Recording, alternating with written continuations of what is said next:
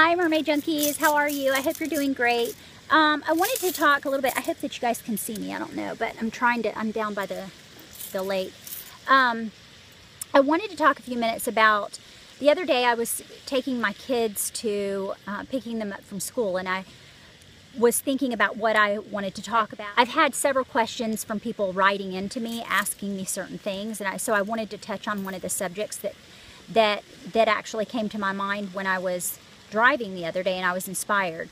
So I don't know if you guys are into like numbers and like seeing signs of certain things, but anyway, in the past 6 to 8 months, I've been seeing black crows a lot, and you know, numerous things that they say about black crows, but I felt like it was really an inspired thing. So I was actually watching this bird, this crow, and he was on the sidewalk, and there was this big chunk of bread, and he was just eating on it, and then all of a sudden he like kind of ripped off this kind of chunk of the bread and then flew away.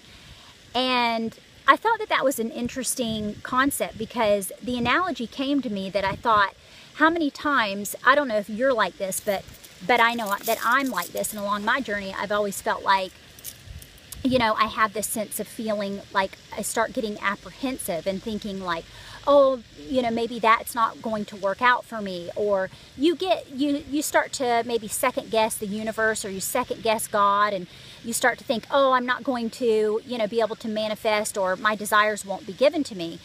But the truth of the matter is that they actually will, because when you have a desire and you don't have the sense of feeling this apprehension of that it not coming true, because that's basically like a lack of faith.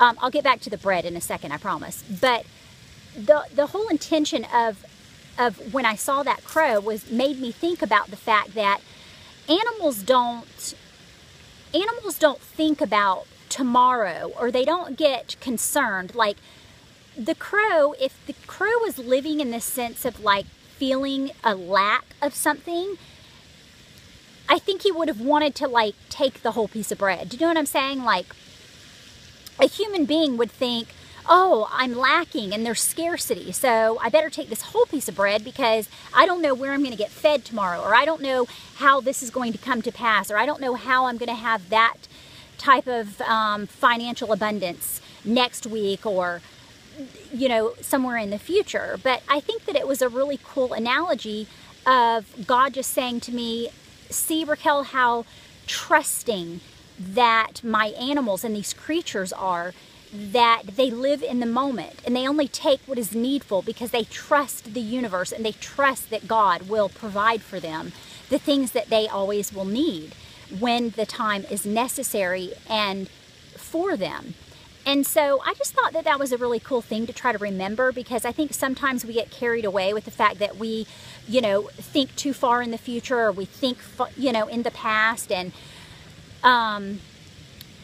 you know, that's a good predictor. And if you're trying to regain some sense of like new paradigm shift in your thinking patterns, that your behavior might tend to be very lack oriented. So I think it's just try to remember to stay in the moment and focus on the now and not focusing on the future, because what happens is you start to worry and you start to become, until you're into the groove more of recognizing that the universe never will let you down, God will never let you down, and you'll always have everything that you need. I know that's sometimes hard to hear, especially because you're like, yeah, well, it just doesn't seem that way.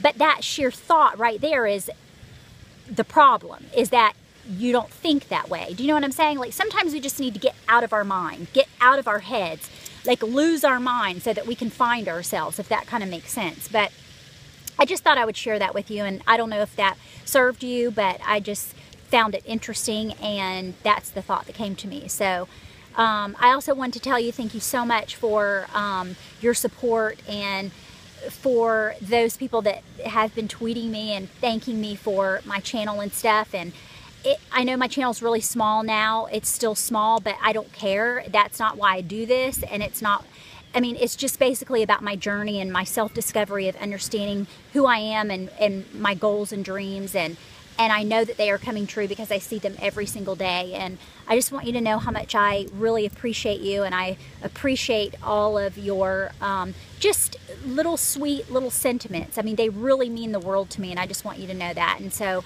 I hope you have a great day, and I will talk to you soon. And as always, I'm yours until my next swim. Ciao.